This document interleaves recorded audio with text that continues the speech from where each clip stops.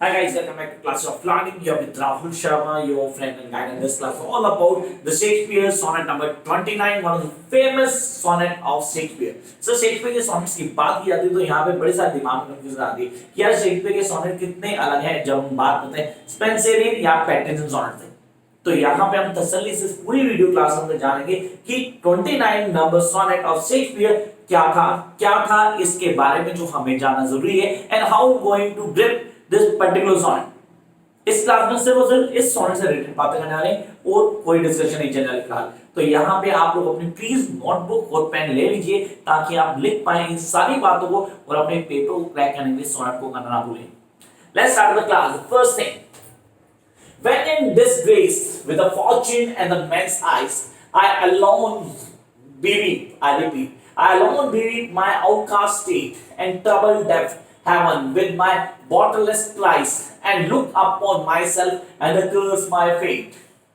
Sir सिर्फ पढ़ना नहीं है, उसको आंसर भी दिए रहूंगा। यहाँ पे हम कहते हैं सर टेस्ट को समझे कैसे, किसी भी टेस्ट को लिखा होता है तो उसको हम समझे कैसे। It's very easy to grab अगर आप कुछ बेसिक्स का ध्यान रखते हैं।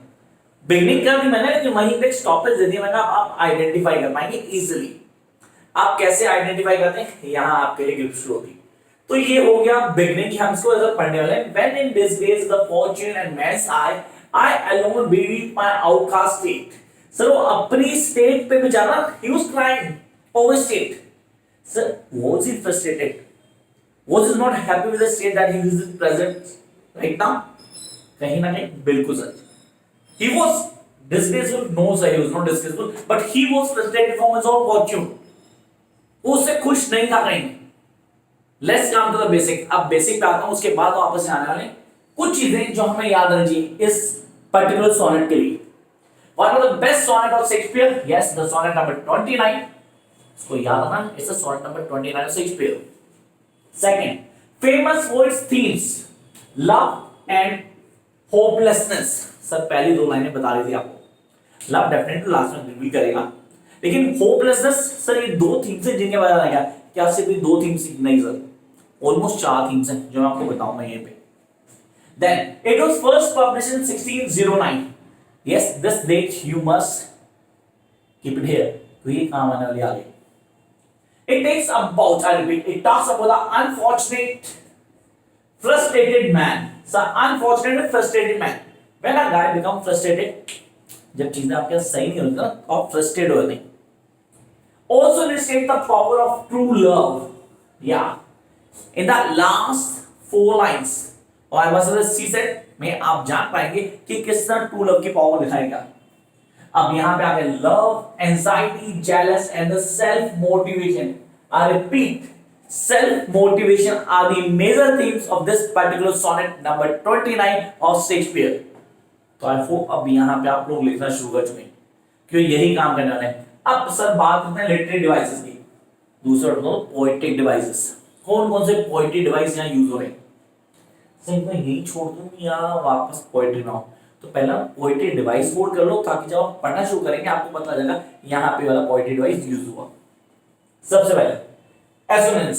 सर ये एसोनेंस कहाँ यूज होता है, किस जगह हम बोलते हैं इसका एसोनेंस। इसको एलिट्रेशन नाम से ज्यादा अच्छे जानते हैं, या alliteration sir the repetition of same consonant sound in a quick succession. I repeat, the repetition of consonant sound in a quick succession. तो यहां हमारे पास है assonance, the repetition of vowel sounds in the same line. Sir वो consonant sound की बात करेगा, लेकिन यहां पे किसकी बात कर रहा है, वॉवल साउंड की। The repetition of vowel sound in the same line, that is assonance. तो प्लीज लिख लेना। बाकी आप पोएट्री डिवाइस की वीडियो आप लोग प्लीज चैनल को सब्सक्राइब कर चुके होंगे, नहीं किया तो अभी क्या अभी कर लेना, लिटरेचर के लिए आपके लिए डेफिनेटली हेल्पफुल होने वाला है। Number 2, imaginary, make readers perceive things involving their five senses. So हम फाइव सेंसेस डिटेल में वीडियो है ऑलरेडी देख सकते हैं आप, लेकिन यहाँ पे इमेजिनरी कॉन्सेप्ट है, इल्यूजन वर्ल्ड क्रिएट कर दिया है। What is illusion world? The illusion world that was being created by the poet in the eyes of readers. वो विजन को क्रिएट करता है, उसको होता है imaginary. Then consonants, repetition of consonant sounds in the same line. एक ही line में जब लगातार क्या होता है सर, साउंड्स को रिपीट किया जाता है, कॉन्सोनेंट साउंड्स को रिपीट किया जाता है, तो कहता है कॉन्सोनेंट्स। पर्सोनिफिकेशन, बहुत नॉर्मली बताया ना, कई बार होता है पर्सोनेशन सर, जब बढ़ा चढ़ा के बताता है एक ही चीज को बहुत ज्यादा बढ़ा देता है सर, जब लिविंग का नो लिविंग से कंपैरिजन कर दिया जाता है, we are making comparison between living and non living, here the human comparison with a lifeless things, symbolism, when we are using symbols, yeah, we are having to use the symbols. I'll let you know each and every one. When the poetry I'm going, sorry, the song I'm going to read for you, मैं आपको एक एक चीज बताऊंगा. Then three things, sonnets. Sir ये sonnets क्या होते हैं? तो तीन तरह के sonnet होते हैं. प्लीज क्लियर करना कि अभी sonnet नंबर 30 लिखने आना होगा. तो पहला sonnet सर सबसे पहले patrician sonnets. These are really very popular sonnets. इसकी वीडियो डेफिनेटली डाल चुका आप लोगों के लिए. फिर आते हैं सर शेक्सपियर sonnets. सर ये है हमारे पास. शेक्सपियर sonnets में डेफिनेटली चेंज होता है. इनमें लास्ट में हीरोइक कपलेट होता है. कपलेट का नाम सेकंड, उसके बाद ये हीरोइक कपलेट जहां पे राइमिंग फ्लो ऑलमोस्ट एक जैसा रहता है. वो दो लाइंस लास्ट की अलग होती है हमारी. या is a part of C set, उसका ही पार्ट है, लेकिन हीरोइक कपलेट का नाम जाना जाता है. Then couplet I told you earlier the last two lines. Reason I'll let you know when I'm going to read that sonnet for you guys.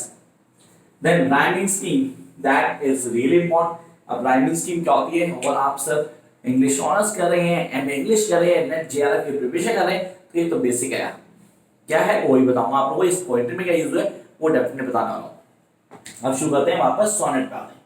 When in disgrace with a fortune and men's eye, I all alone beweep my outcast state. Sir imaginary, यहां पे क्या highlight हुआ? Imaginary. Make sure अब यहां ध्यान लगे, इससे imaginary जहां उसने बोला आई alone be weak my outcast state, मैं रो रहा हूं अपनी स्टेट पे जो हालात है मेरे, तो इमेजिनरी स्टेट को पूरा हाईलाइट कर रहा हूं. Then and trouble that heaven with my bootless cries and look upon myself and curse my fate.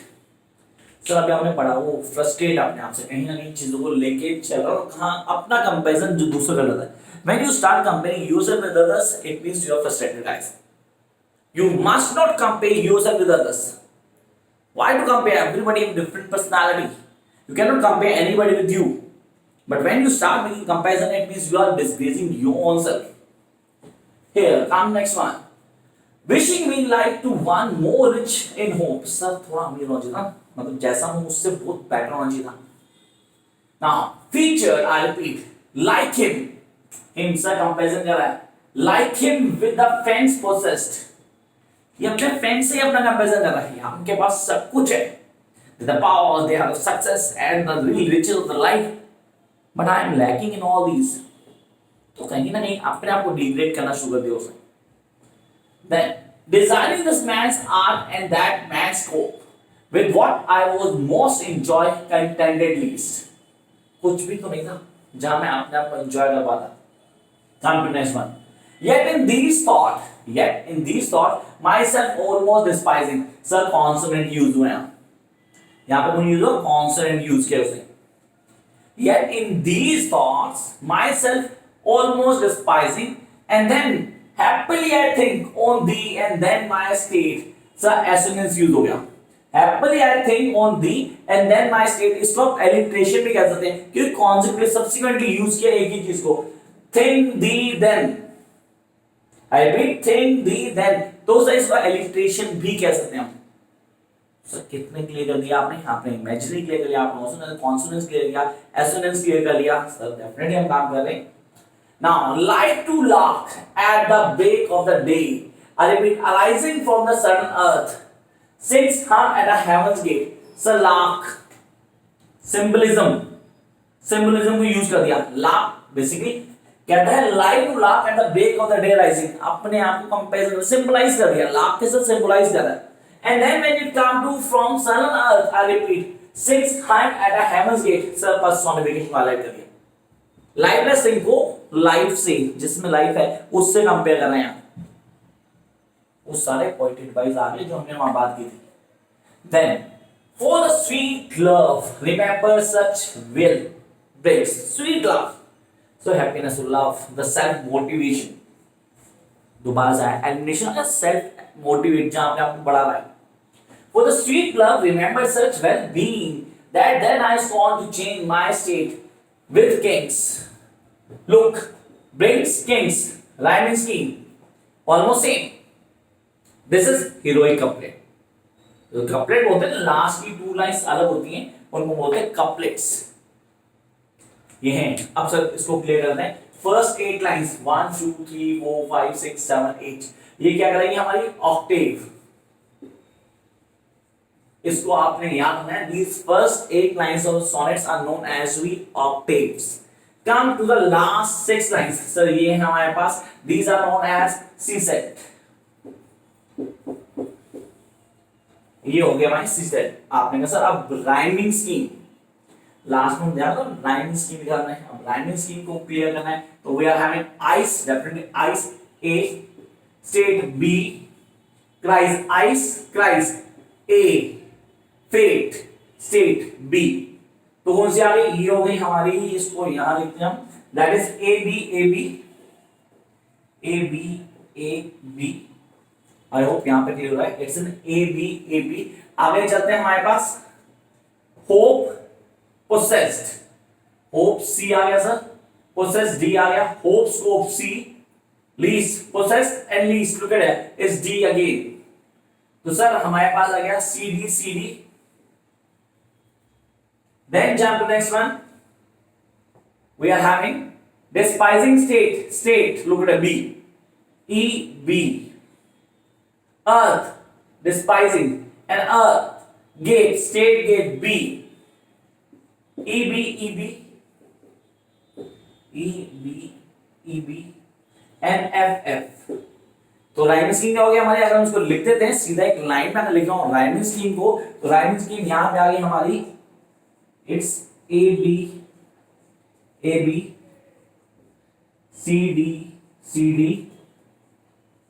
E B and F F। ये हो गई आपकी राइमिंग स्कीम जो हमें याद होनी चाहिए। जो याद क्यों करनी है, ये तो आप इजीली देख सकते हैं कि राइमिंग स्कीम यूज हुई है। तो यहां आपने क्या क्या चीज याद रखी सर? सोनेट नंबर 29 शेक्सपियर लिखा गया 1609 के अंदर। It is the first famous sonnet of Shakespeare. इसके अंदर क्या क्या दिखाया गया? इसमें डिस्पेयर दिखाया गया, फ्रस्ट्रेशन दिखाई गई। एक आदमी जब अपने आप को कंपैरिजन करता है अपने फ्रेंड से, खुद को नेग्लेक्ट फील करता है। Secondly love, hope, aspiration, self motivations. And with that we get to know about the sonnet, the octave, the sestet, and then come to the heroic couplets and rhyming scheme. Hope video से थोड़ी सी तो help मिली होगी। तो उसके लिए अगर समझ में आओ तो लाइक जरूर करें वीडियो को, share and subscribe the channel and don't forget to press notification button, ताकि हर वीडियो की अपडेशन आपको मिलती रहे। All the best guys.